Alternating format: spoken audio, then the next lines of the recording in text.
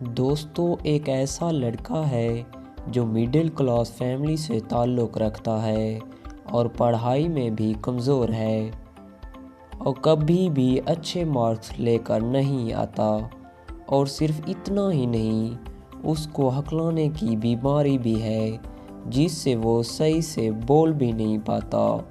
اور اب اگر آپ سے پوچھا جائے کہ ایسے لڑکے کا فیوچر کیا ہوگا اور کیا وہ اپنی لائف میں کوئی بڑی اچیومنٹ کر پائے گا، تو پھر آپ کیا کہیں گے؟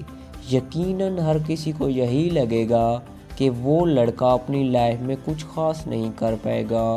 دوستو ہم آپ کو بتا دیں کہ اگر وہ لڑکا محنت کرے تو وہ امریکہ کا پریزیڈنٹ بھی بن سکتا ہے۔ جی ہاں، آپ نے بالکل صحیح سنا ہے۔ اس وقت ہم جس کی بات کر رہے ہیں اس کا نام ہے جو بائیڈن۔ دوستو آج ہم سیلیبریٹیز لائف سٹائل میں جو بائیڈن کی شروعاتی زندگی سے لے کر ان کے صدارتی سفر تک کے بارے میں بتائیں گے۔ تو چلیے اس انٹرسٹنگ ویڈیو کو شروع کرتے ہیں۔ دوستو حال ہی میں جو بائیڈن امریکہ کے 45ویں پریزیڈنٹ بنے۔ بائیڈن کا جیون بہت ہی مشکلات اور دکھوں سے بھرا ہوا تھا، اور بائیڈن خود اس کی جیتی جاگتی مثال ہیں۔ اگر انسان خود ایمانداری اور محنت سے کام کرتا رہے تو ایک نہ ایک دن وہ ضرور کامیاب ہوتا ہے۔ اور جو بائیڈن کی اس کامیابی کے پیچھے اس کی زندگی بھر کی محنت چھپی ہوئی ہے۔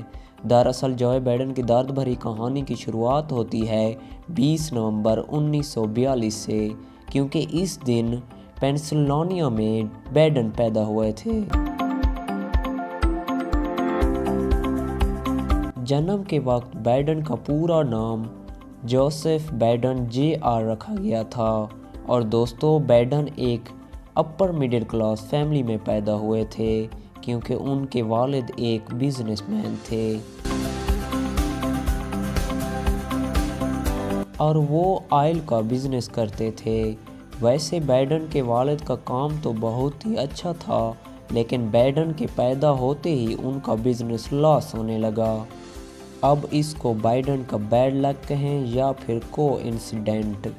بائیڈن کے اس دنیا میں آتے ہی ان کے والد کا کام پوری طرح سے بند ہو گیا، اور کام بند ہونے کے بعد بائیڈن کے والد نوکری کی تلاش میں نکل پڑے تھے۔ اور دوستو بائیڈن کے والد اپنے حالات کو دیکھتے ہوئے چھوٹی سے چھوٹی نوکری کرنے کو بھی تیار تھے، لیکن اس وقت جو ان امپلائمنٹ کا جو دور چل رہا تھا، اس وجہ سے انہیں نوکری ملنا بہت مشکل ہو گیا تھا۔ اور جب تک بائیڈن کے والد نوکری کی تلاش میں رہے تب تک بائیڈن اپنی نانا نانی کے ساتھ رہا، اور پھر آخر کار سال 1953 میں بائیڈن کے والد کو ایک کار سیلز مین کی جاب مل گئی۔ اور دوستو ٹاپ سچویشن کی وجہ سے بائیڈن پڑھائی لکھائی میں کمزور تھے اور بے حد محنت کرنے کے باوجود بھی اچھا رینک نہیں لے پائے، لیکن پڑھائی میں کمزور بائیڈن کھیل میں اتنے ہی اچھے تھے۔ گیم روبی ان بیس بال اچھا کھیلا کرتے تھے۔ جوزف بائیڈن پیشے سے ایک پولیٹیشین اور بزنس مین ہیں۔ اب چلیے دوستو بات کر لیتے ہیں بائیڈن کے کیریئر کے بارے میں۔ بائیڈن کو شروعات سے ہی سپیچ دینے کا بہت شوق تھا، لیکن وہ اپنے ہکلانے کی وجہ سے سپیچ دیتے ہوئے ٹھیک سے بول نہیں پاتے تھے، اور جب بھی وہ بڑے لیڈر کو سپیچ دیتے ہوئے دیکھتے تھے تو ان کا دل بھی اسی طرح سپیچ دینے کو کرتا تھا، لیکن ان کے ہکلانے کی وجہ سے سپیچ دینے کے دوران ہی لوگ ان کا مذاق بنانے لگتے تھے، اور صرف سپیچ ہی نہیں بلکہ انہیں نارمل بات چیت میں بھی بہت ہی پرابلم ہوتی تھی، اور ان کے ہکلانے کی وجہ سے ان کو سکول میں اکثر چڑھایا جاتا تھا۔ اور دوستو بائیڈن اس پرابلم کو دور کرنے کے لیے بہت زیادہ محنت کرتے تھے، اور ایک دفعہ ایک انٹرویو میں انہوں نے بتایا تھا کہ وہ اپنے ہکلانے کی وجہ سے شیشے کے سامنے کھڑے ہو کر اور زبان پر پتھر رکھ کر بولنے کی پریکٹس کیا کرتے تھے، اور کئی سال تک اسی طرح محنت کرنے کے بعد آخر کار اپنی اس پرابلم سے چھٹکارا پانے میں کامیاب ہو گئے۔ اور پھر آگے بڑھ کر سال 1961 میں بائیڈن نے اپنی ہائی اسکول کی پڑھائی پوری کی اور تب تک ان کے والد کا کام بھی کافی چلنے لگا تھا۔ اور دوستو، بائیڈن کے والد نے ویلنگٹن میں ایک گھر خرید لیا تھا، جس کے بعد ان کا پورا خاندان ویلنگٹن شفٹ ہو گیا۔ اور دوستو، بائیڈن نے پھر وہیں یونیورسٹی میں ایڈمیشن لے لیا اور وہاں انہوں نے ہسٹری اور پولیٹیکل سائنس کی پڑھائی شروع کر دی، لیکن پڑھائی لکھائی میں جو حال ان کا اسکول میں ہوا کرتا تھا وہی یونیورسٹی میں بھی رہا۔ لیکن سال 1965 میں بائیڈن ڈگری لینے میں تو کامیاب ہو گئے، مگر 690 اسٹوڈنٹس کے رینک میں ان کا رینک 680 رہا اور ان کو سی گریڈ دیا گیا تھا۔ اس کے بعد بائیڈن نے سائرس یونیورسٹی میں ایڈمیشن لے لیا اور یہاں انہوں نے لاء کی پڑھائی کرنا شروع کر دی۔ اور اس یونیورسٹی میں ان کی ملاقات ان کی پہلی وائف ہنٹر سے ہوئی تھی۔ اور پھر سال 1966 میں پڑھائی پوری کرنے کے بعد ہی دونوں نے شادی کر لی۔ اور پھر آگے چل کر بائیڈن نے سال 1968 میں لاء کی ڈگری حاصل کر لی، لیکن اس بار بھی انہوں نے پیچھے سے ہی ٹاپ کیا تھا۔ اس بار ان کی کلاس میں 85 اسٹوڈنٹس تھے، جس میں بائیڈن نے 75 رینک حاصل کی تھی۔ اور اس بات سے آپ اندازہ لگا ہی سکتے ہیں کہ بائیڈن پڑھائی لکھائی میں اچھے نہیں تھے، حالانکہ اس کا مطلب یہ نہیں کہ ان کے اندر پوٹینشل نہیں تھا، کیونکہ بائیڈن کے اندر ایک لیڈر بننے کی زبردست خوبیاں موجود تھیں اور وہ خود بھی اپنے اندر موجود پوٹینشل کو اچھی طرح پہچانتے تھے اور اسی لیے ہی پولیٹکس کو اپنا کیریئر چنا۔ اور پھر آگے کچھ سالوں میں 1970 میں بائیڈن کو کونسل کی سیٹ کے لیے چن لیا گیا، جس کے بعد وہ 1972 تک کونسل کی خدمت کرنے کے ساتھ ساتھ اپنی لاء کی پریکٹس کرتے رہے۔ اور اس وقت لوگ بائیڈن سے کم ان کی لیڈرشپ کوالٹی سے کافی امپریس ہوئے تھے اور لوگوں نے ہی انہیں سجیسٹ کیا تھا کہ انہیں اگلا سینٹ الیکشن لڑنا چاہیے۔ اور بائیڈن نے لوگوں کی بات مانتے ہوئے اگلے الیکشن میں سینٹ کے چناؤ کی تیاری شروع کر دی۔ لیکن چناؤ ہونے سے پہلے بائیڈن کے ساتھ کچھ ایسا ہوا کہ جس نے انہیں پوری طرح جھنجھوڑ کر رکھ دیا۔ دراصل ہوا یہ کہ 18 دسمبر 1972 کے دن بائیڈن کی بیوی ہنٹر اور ان کی 1 سال کی بیٹی ایک کار ایکسیڈنٹ میں فوت ہو گئیں اور اس ایکسیڈنٹ میں ان کے 2 بیٹوں کو سیریس چوٹیں آئیں اور اچانک اس ایکسیڈنٹ نے بائیڈن کو پوری طرح سے توڑ کر رکھ دیا تھا۔ مگر اس کے بعد بائیڈن نے الیکشن لڑا اور صرف 30 سال کی عمر میں ہی امریکہ کے 6ٹھے کم عمر سینیٹر بن گئے اور سال 1973 سے 2009 تک سینیٹر کی پوزیشن پر رہے۔ دوستو، سینیٹر رہتے ہوئے بائیڈن نے سبھی کو اپنے کام سے بہت امپریس کیا۔